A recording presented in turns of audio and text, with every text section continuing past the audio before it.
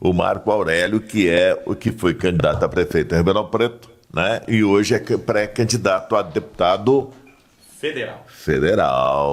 Esse é federal. Não tem aquele, todo mundo fala, esse é federal? Então é federal. Vamos brindar um café aqui, Marco? Viva nós. Aí, viva nós, tá certo. Um cafezinho, bem. Eu acabei de falar agora há pouco com o Juninho Fonseca, que foi o zagueiro da Seleção Brasileira de 82. Agora eu falo com o Marco Aurélio. Marco, em primeiro lugar, bom dia. Você já veio aqui algumas vezes para falar sobre a sua possibilidade de encaminhar a sua candidatura. Na realidade, você já está fazendo um trabalho de buscar apoios em outras cidades. Como é que está essa situação? Explica aí para quem está nos assistindo. Primeiramente, muito obrigado. Obrigado, El. Jota, nós nos encontramos aqui na Copercana. Na Feira da Copercana, foi anteontem, E aí, prontamente, já me chamou, eu falei, é só convidar que eu vou. A gente tem até um programinha nosso que é no Instagram, peço para que vocês também sigam, bom dia a todos. Marco Aurélio é empreendedor e me chama que eu vou. Então, muita gente ali, a gente tá nessa jornada aqui, nessa rota do interior paulista, lá desde janeiro de 2025, se relacionando com as pessoas, entendendo cada uma das demandas das cidades, e muita gente vai lá e comenta, Marcos, você precisa passar aqui. Eu recebi até na semana passada, você precisa voltar aqui em Santo Antônio da Alegria, né, que a gente já passou lá e o pessoal pede para a gente voltar lá também. E a gente coloca dentro da programação e vai. Sertãozinho não é diferente, né? Só para acrescentar, são 66 cidades aqui do interior paulista que a gente está rodando. E justamente dessa forma com que nós acreditamos que deva ser feita a política, né? Primeiro, dentro dessa pré-candidatura, o que a gente faz? A gente visita as instituições, visita as pessoas de cada uma dessas cidades e entende as demandas que cada uma delas tem para que, na hora de eventualmente estar sentado na cadeira como representante do povo, o faça de acordo com o que o povo precisa que seja feito, né? E foi por isso, inclusive, que nós conseguimos, em 2024, nas eleições, quem acompanhou aí sabe, uma marca histórica. Eu nunca havia disputado uma eleição. Eu disputei a minha primeira eleição em 2024. Já como prefeito. Já direto a prefeito. Prefeito. Como nome desconhecido da política, um outsider, por um partido único, Partido Novo, sem coligação, sem rádio, sem televisão, sem dinheiro. A primeira pesquisa que saiu, eu apareci com 0,64%. E contra todos os outros partidos. Não, todos os outros partidos, todos os caciques da política, dezenas de milhões de reais, todo o tempo de TV e rádio que tinha lá, e nós chegamos a uma marca histórica de 49,87% dos votos, com 130.734 pessoas que acreditaram no projeto, sendo o quinto nome mais votado da história de Ribeirão Preto. Isso demonstra o quê, Jota? Demonstra que as pessoas estão cansadas da velha política. Da mesmice. Da mesmice, dos mesmos nomes, a mesma velha política, todo mundo está cansado. O que a gente mais ouve, Jota, é as pessoas dizendo assim, poxa, mais um político que está chegando aí, vem aqui de 4 em 4 anos. Quando eles me reconhecem, eu falo assim, não, poxa, você é aquele lá de Ribeirão Preto, aquele que quase ganhou a prefeitura, ficou por 0,1% de ganhar a prefeitura de Ribeirão Preto, com tudo contra. E aí vem um levante. A gente está realmente recebendo aí um número muito grande de pessoas de forma orgânica apoiando esse novo projeto agora para que a gente consolide mesmo uma boa representatividade do nosso interior paulista, Ribeirão, região e do nosso interior no Congresso Nacional. Nós sabemos que tudo nas nossas vidas depende da política.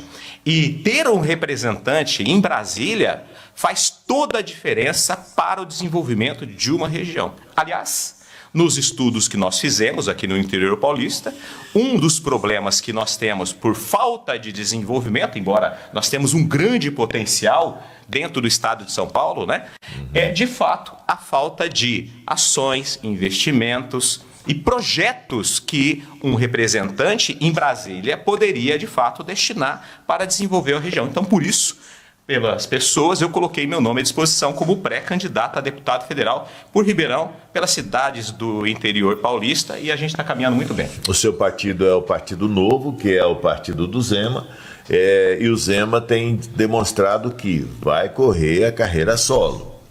Vai concorrer à presidência da República por exemplo, se ele for chamado para ser vice de alguém, aparentemente ele tem demonstrado isso, que não quer de maneira nenhuma e quer demonstrar o debate de ideias. Quando as pessoas me perguntam, olha, eu acho que essa mesmice está tudo igual, aí eu falo assim, põe tua cara para bater, vai você ser candidato, precisa você ir lá. Mas eu não... o debate de ideias é importante. Então, Jota, foi isso que aconteceu comigo. Eu realmente entrei na política por indignação, né? Eu sempre dediquei a minha vida para o meu empreendimento. Eu comecei no fundo de casa. Comecei com uma mobilete no fundo de casa, com muita dificuldade, sozinho, sem dinheiro, sem experiência, sem formação, já era recém-casado, como muitos empreendedores pequenos que precisam, através do suor do seu trabalho, levar o sustento para casa. É o que o povo precisa, né? E a gente tem muitos nessa situação. E graças a Deus, prosperei, mas com muitas dificuldades. Há quantos anos, aliás, quantas décadas a gente ouve falar numa possível redução da carga de impostos sobre as nossas costas, né? Não só do empreendedor que está com o seu negócio, mas do trabalhador também, né? Existe até essa discussão muito grande, que é uma bela de uma cortina de fumaça, já passou, mas da escala 6x1, que, de fato, a gente precisa ter mais tempo para as nossas vidas, mas quem realmente é o grande vilão que rouba o tempo nosso de trabalho? Se você fizer um estudo, você vai ver que do trabalhador, né, a carga tributária hoje no Brasil, dos 6 dias de trabalho, praticamente 3 são dedicados integralmente para pagar os impostos. Todos os trabalhadores, todos os cidadãos, todos nós. Então, pagamos. É o governo que leva a grande fatia de impostos e o problema, Jota, se você perceber, é o retorno que a população não vê. Não na hora de precisar de uma educação, de uma escola, de um sistema de saúde, de um transporte, de uma segurança. Muitas vezes você tem que buscar privado. Então você paga 2 vezes. Então isso é que está errado. E aí a gente começa a ver por que está errado. Muitas vezes e se a gente analisar ao longo do tempo, são pessoas que muitas vezes estão em uma posição com poder de decisão na mão, mas que não entendem nada da vida do cotidiano do povo, né? E é uma contradição muito grande, porque se o político ele está para servir a população, o que ele deveria primeiro ouvir a população para servi-la depois, não é isso? O político é o primeiro funcionário público. E aí entra aquele ciclo vicioso. Funcionário público. É o servidor, né? É o servidor. Exatamente. E entra de novo, aquele ciclo vicioso que as pessoas começam a não acreditar mais. Sim. Eu acho que esse é o principal problema hoje, viu, João? É verdade. Andando aí, rodando, as pessoas estão desacreditadas. Não só no empreendedorismo, aquelas pessoas que querem iniciar o seu pequeno negócio ou desenvolver suas empresas. Muitas empresas estão saindo do Brasil por isso, um ambiente hostil.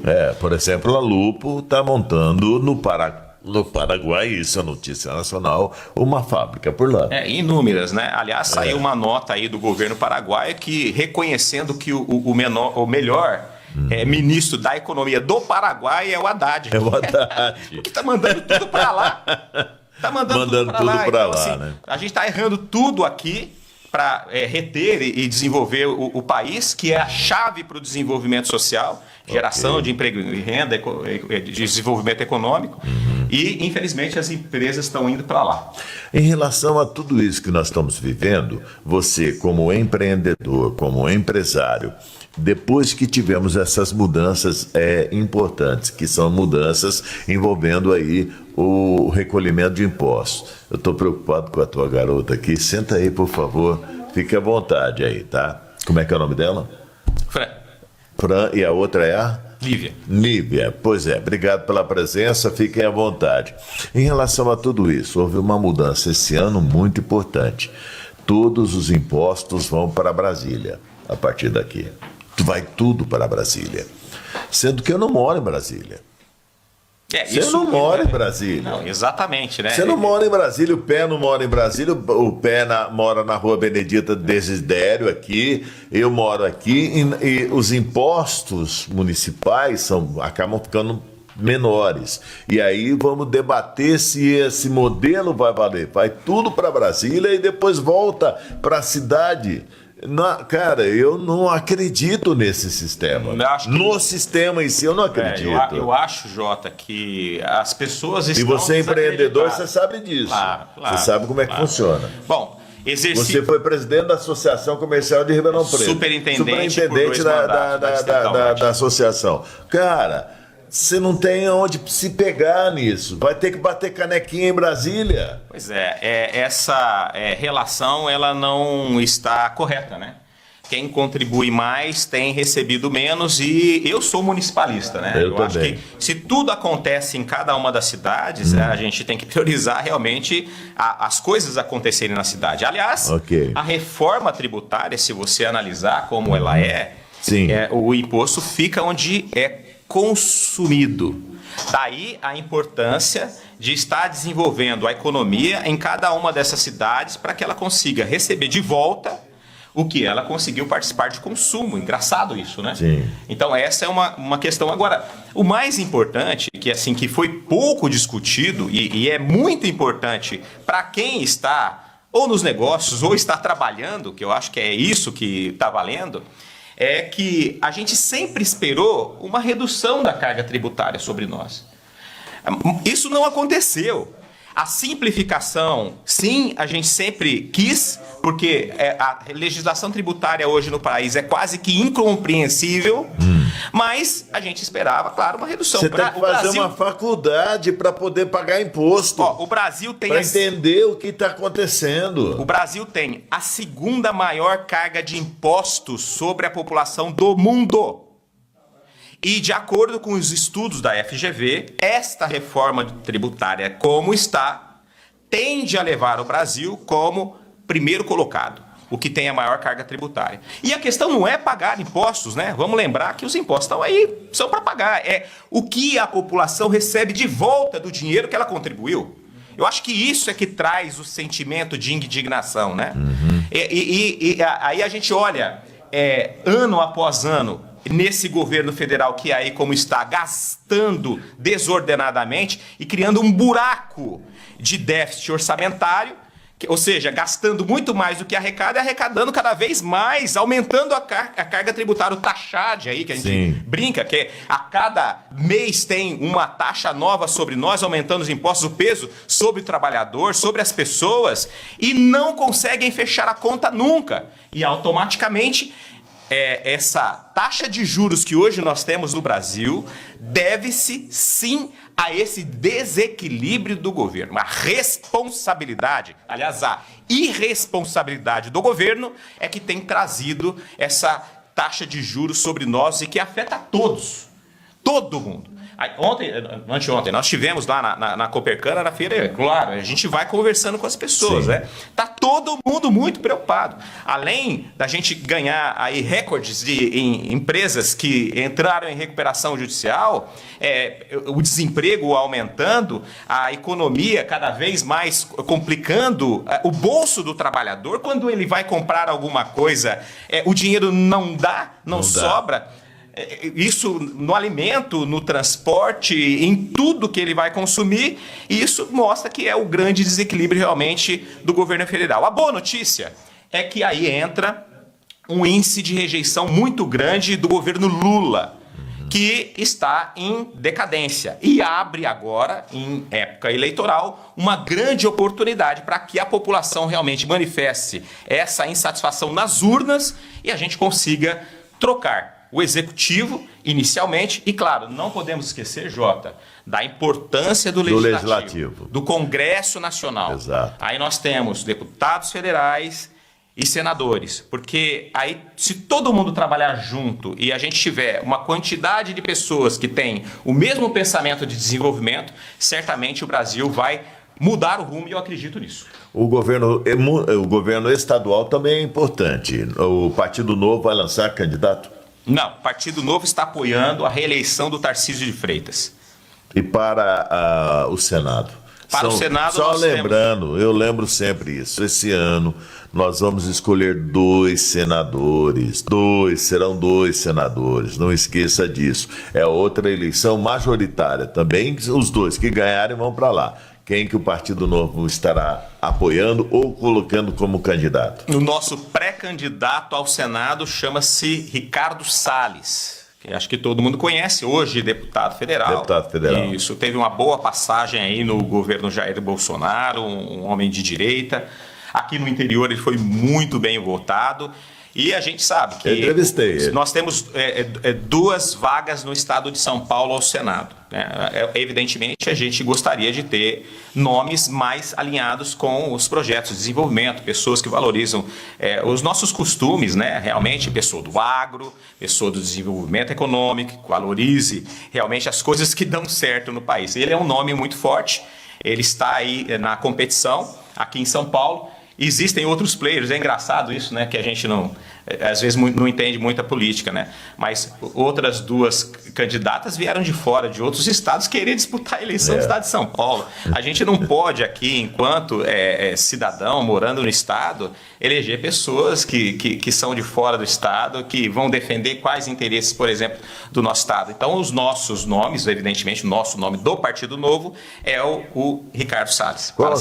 Qual a sua plataforma principal enquanto pré-candidato a deputado federal? Bom, todo político deveria, né, assim como eu, quando eu ingressei em Ribeirão Preto, servir à população que a gente está trabalhando. A gente fez uma base em Ribeirão Preto aqui e que foi muito bem consolidada, com foco no desenvolvimento das pessoas que vêm através de desenvolvimento econômico, de geração de emprego e renda, não se esquecendo, claro, dos problemas principais que a cidade tem e que todas as cidades têm aqui do nosso interior, né? Problemas estruturais de educação, problemas de saúde estruturais e de segurança também, evidentemente, de infraestrutura. E tudo isso a gente fala que é o ambiente para que uma cidade consiga se desenvolver. Então a nossa plataforma é fazer um trabalho consistente, mesmo estruturado, de projetos focados para o nosso desenvolvimento das cidades do interior. E aí, por isso que eu tenho feito, inclusive, antecipadamente, né?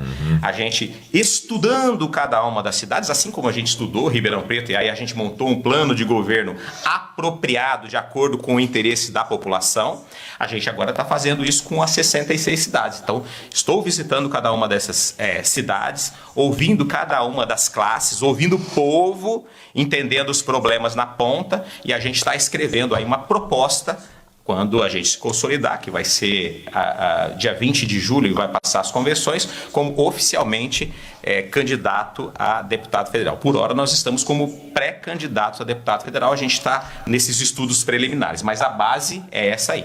Nós estamos falando aqui com o Marcel, ele foi candidato em Ribeirão Preto. Marco Aurélio, perdão.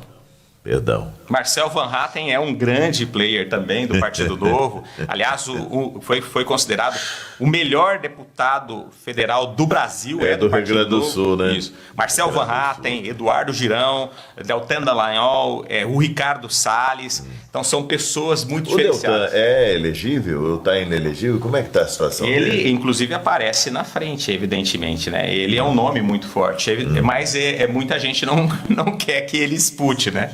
Esse é o grande problema. Eu não sei se você sabe, mas acho que foi público. Eles tentaram fazer isso comigo, inclusive, né? Acabaram as eleições. Um grupo, obviamente, aqueles contrários, né, moveram aí ações para pedir a inelegibilidade por 8 anos e que eu não pudesse disputar. Não deu certo, graças a Deus, inclusive, né? Eu não tinha fundamentos, era mesmo para atrapalhar, e nós estamos aí agora como pré-candidato, a gente deve se consolidar como candidato depois das convenções. Conte um pouquinho do que é sua história, explica pra gente por que você chegou à área política, já que você é um empreendedor. Jota, eu sou um homem simples, pai de família, eu sou cristão, sou de direita, e eu comecei a trabalhar muito cedo, no fundo de casa. Com uma mobilete eu montei o meu primeiro negócio no fundo de casa, mas Como antes... surgiu a ideia de você falar, não, vou fazer isso aqui? Porque teus pais já eram negociantes, comerciantes, não? Eu venho de uma base de família simples, então a gente morava em uma chácara e lá, por exemplo, quando criança, eu tinha ali 6 anos, tinham muitas frutas. E ali eu via a dificuldade dos meus pais em relação a manter a questão orçamentária, então eu tomei a iniciativa mesmo, em época de estação de fruta, ia lá, catava as frutas, colocava na carriola e saía vendendo, né? Vendendo de carriola, meu Deus. Carriola, era o que tinha. Olha que interessante. E foi bacana. Meu pai aí montou um pequeno negócio na garagem, me lembro até hoje, e a gente morava no fundo. E aí esse pequeno negócio, depois de um tempo, começou a prosperar, mas a gente via muita dificuldade. Minha mãe precisava trabalhar o tempo todo como professora, ela foi professora da rede pública. Municipal ou estadual? Municipal e estadual. Municipal e estadual. E ela tinha que trabalhava o tempo todo, então eu via minha mãe muito pouco, meu pai muito pouco, eu via que eles trabalhavam muito e eu quis realmente contribuir. Nunca me cobraram nada disso, mas isso foi muito bom para mim. Aí eu também engraxei sapato na época, né? Eu sempre fui muito bem relacionado com as pessoas, independentemente de nível social, nível de formação. Então, eu sempre tive muitos amigos e isso me ajudou bastante, inclusive. E aí depois eu aprendi a tocar violão, comecei a tocar violão na praça, depois eu... fui professor de violão aos 14 anos. Naquela época podia ter carteira registrada, né? Então eu tenho a minha carteira registrada como professor de violão aos 14 anos. Meu Deus! Era professor para crianças na época, né?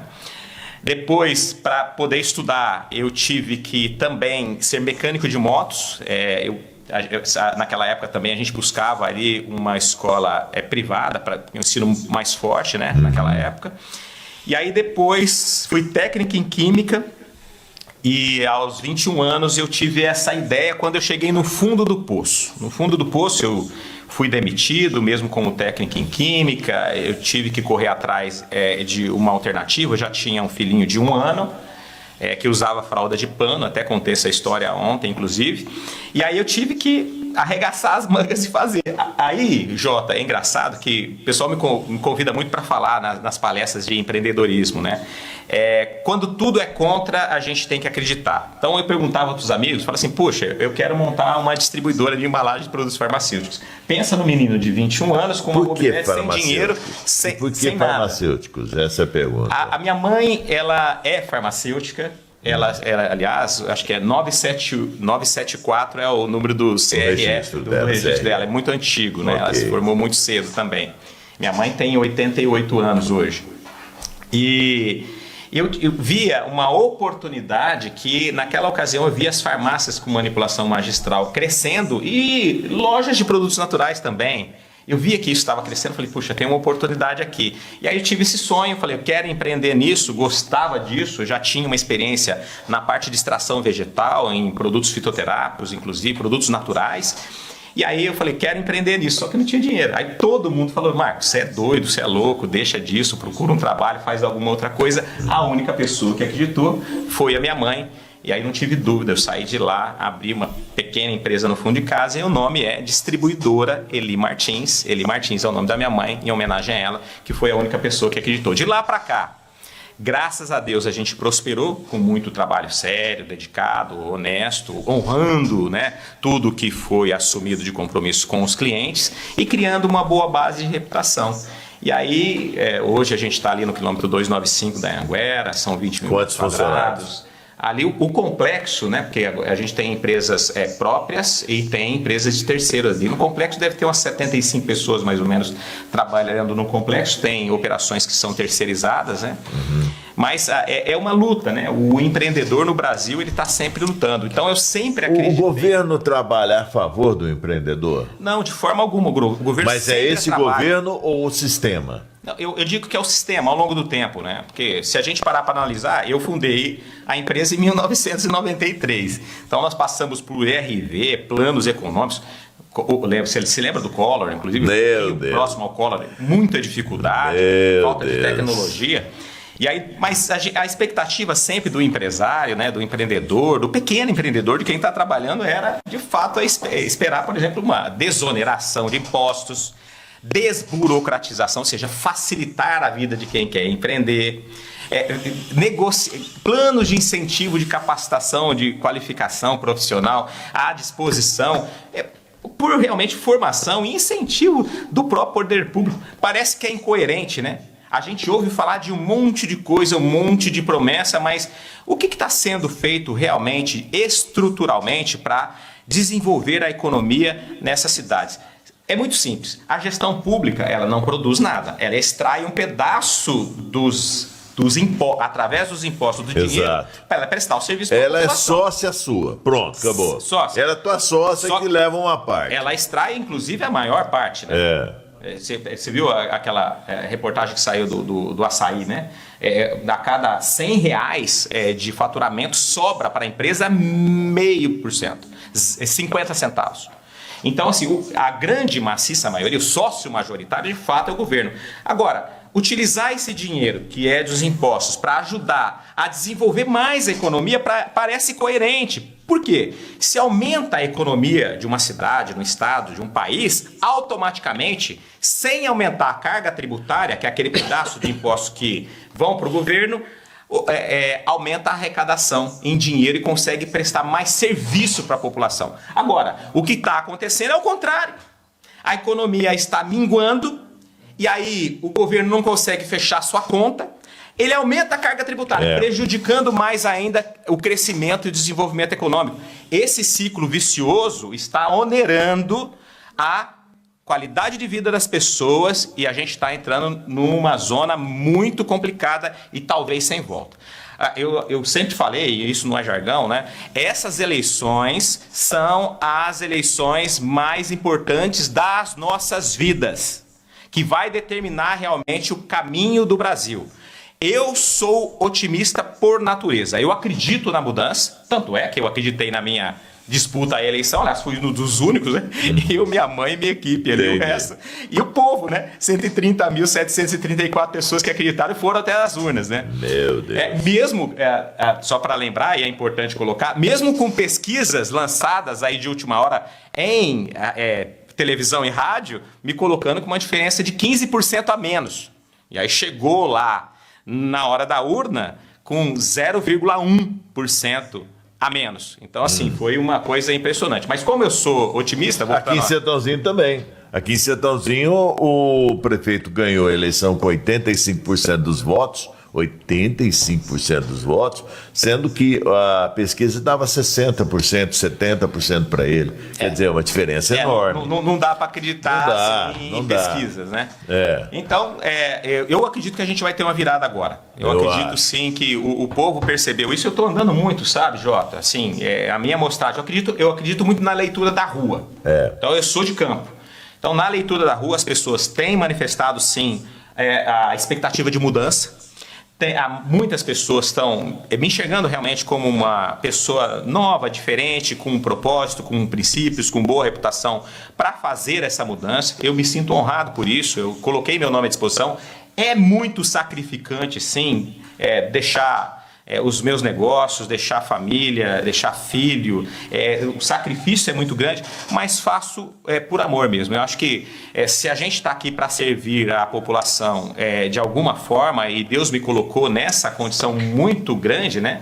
E que uma grande expectativa, inclusive, de ser o representante do interior, eu vou fazer isso com dedicação e amor para que isso seja feito para, de fato, servir o povo que precisa. Eu vou lançar uma ideia aqui para você que, se chegar à Câmara dos Deputados em Brasília, vai ser excepcional para o processo todo que envolve o serviço público. Eu vou te citar, eu participo de licitações. Ok? Beleza.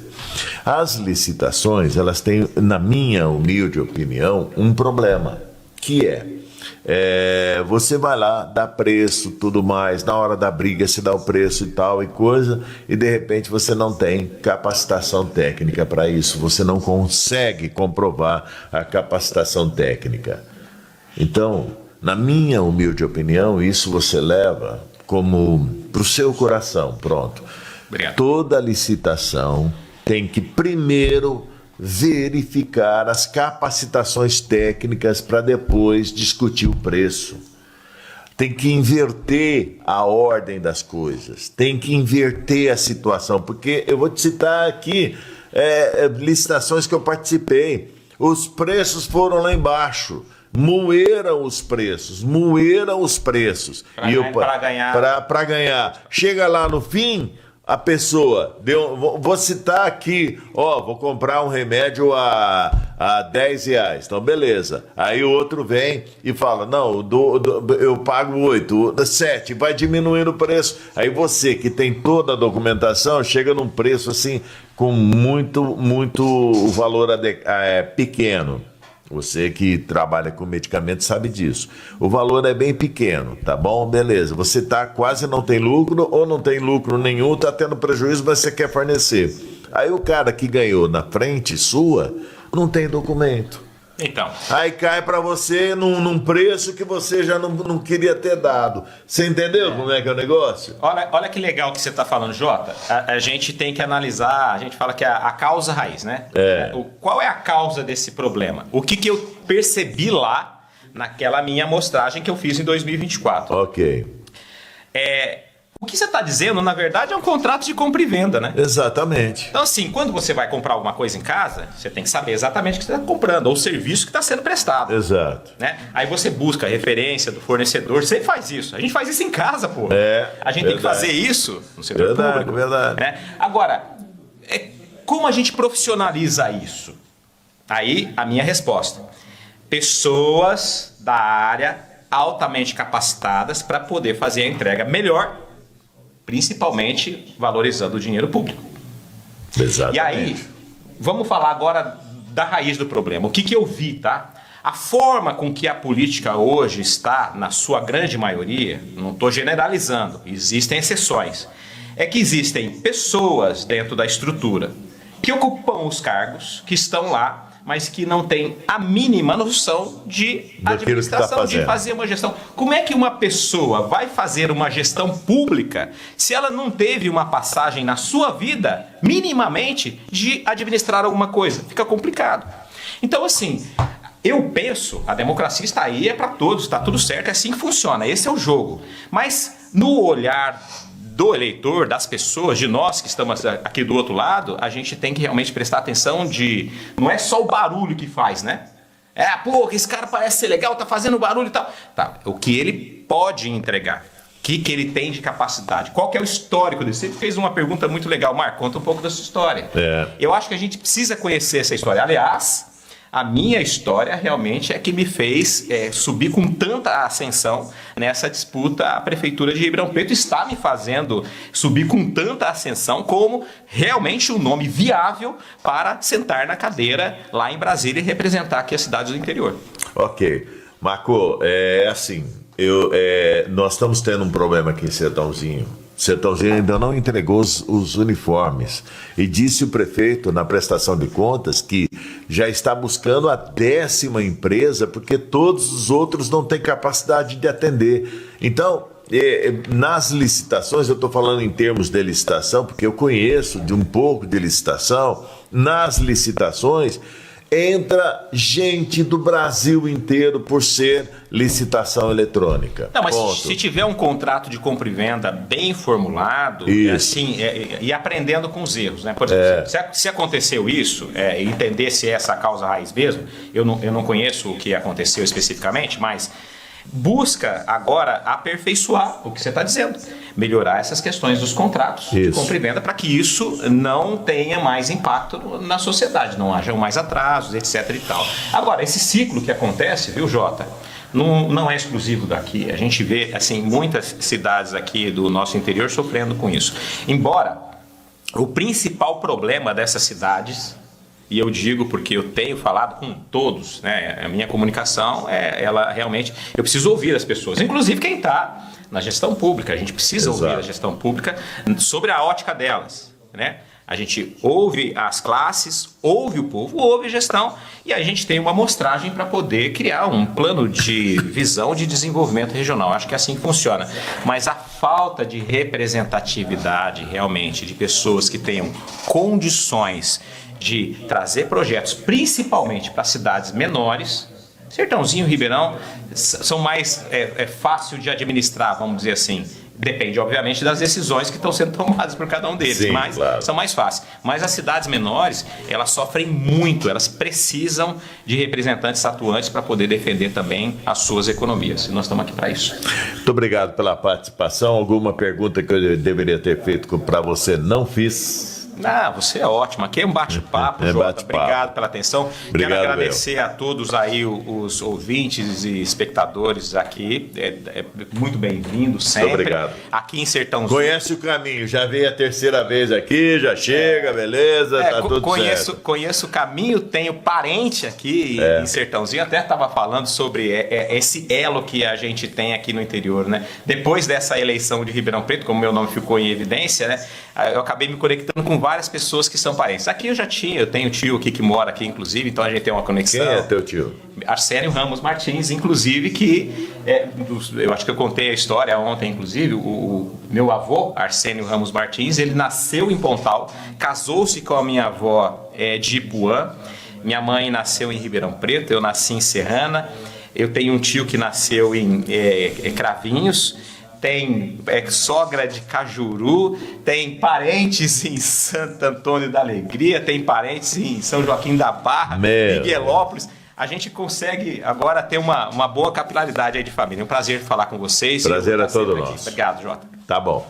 Final do nosso programa, porque hoje eu tenho um compromisso importantíssimo às 10 horas da manhã com a Sermed. Sermed vai lançar uma campanha super especial, estaremos lá. A gente volta amanhã, 8h30 da manhã, com o Adilson. O Adilson da Cultura vem amanhã ao vivo com o professor Egídio. Um abraço.